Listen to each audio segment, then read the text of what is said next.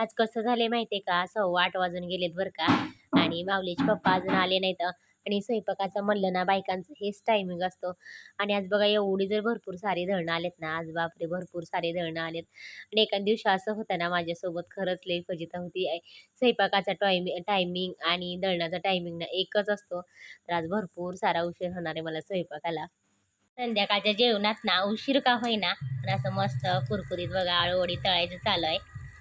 आणि मी दळणं दळते ना, तोपर्यंत आपल्या अक्षूने ना असं मस्त आता शेवची भाजी बनवली. असं मस्त सरभरीत ना शेवची भाजी बनवली. तर खरंच खूप छान वास यायला लागलाय. तर आणि इकडं म्हणलं ना, आज बाजरीच्या भाकरी बनवल्यात बऱ्याच दिवसातून ना. आज बाजरीच्या भाकरी बनवल्यात आणि इकडं शेवची भाजी. आणि इकडं म्हणलं ना, असं आळूवडी तळायचं चालू आहे बघा गरमागरम. तर असं साधा सिंपल संध्याकाळच्या जेवणाचा बेत आहे ना.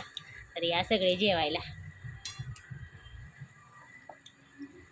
बापरे 10:15 वाजून गेल्या, पण माझा सगळा स्वयंपाक झाला. आणि माऊली अक्षता म्हणलं ना, तर जेवण करून माऊली झोपला आणि अक्षताचं चाललाय अभ्यास. पण ह्यांची काही दळणं अजून झालेलीच नाहीत. तर बघा असं 1-2 दळणं होतात ना, तोपर्यंत लोक लगेचच घेऊन जातात. आणि असं वरचेवर दळणं येत असतात. तर अजून ह्यांची दळणं झालेली नाहीत. आता माहीत नाही कधी होतात. आणि आम्हाला अजून जेवण करायचं आहे.